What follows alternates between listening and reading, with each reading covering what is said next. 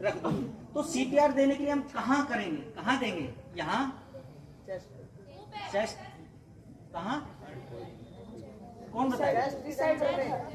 Chest तो दोनों ही तरफ है। तो हार्ट कैसे पता चलेगा आपको हार्ट कहाँ है? लेफ्ट, यहाँ, यहाँ,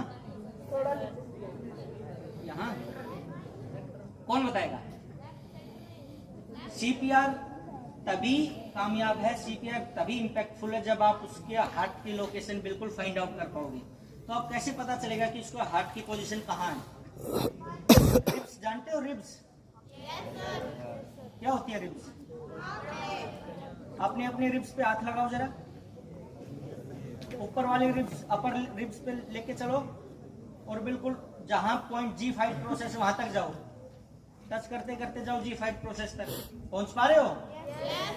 तो उसी प्रकार से जैसे देखो इसके जो रिब्स है इसके किनारे किनारे आप जाओगे ढूंढते ढूंढते और आपने यहाँ देख लिया कि दोनों साइड की रिब्स यहाँ मिल रही। इस पॉइंट को क्या बोलते हैं?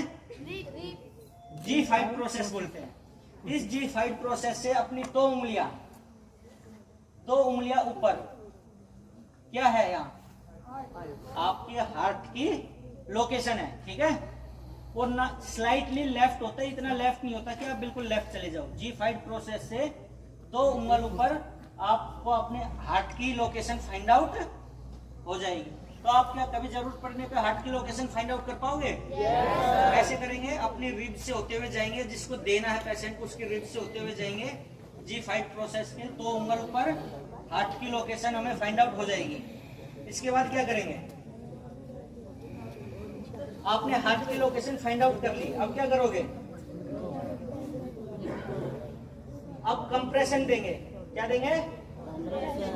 वो क्यों? ताकि जो हमारा हार्ट का मेन काम है पंप करना, वापस से हार्ट क्या करने लगे? पंप करने लगे और उसका सर्कुलेशन वापस से स्टार्ट हो सके। आपने हार्ट की लोकेशन फाइंड आउट कर ली। उसके बाद अपने जो आपका मास्टर हैंड है, मास्टर हैंड की मदद से कहां रखोगे? मास्टर हैंड को हार्ट के ऊपर, और जो दूसरा हाथ है उससे उस पहले हाथ मास्टर हैंड को क्या करोगे? लॉक। इस प्रकार से लॉक कर लोगे और बिल्कुल पेशेंट के नजदीक से नजदीक अपने घुटने को ले जाके नीचे जमीन के किनारे लगा दोगे।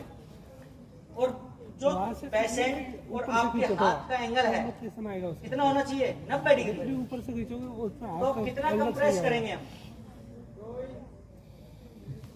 2 इंच और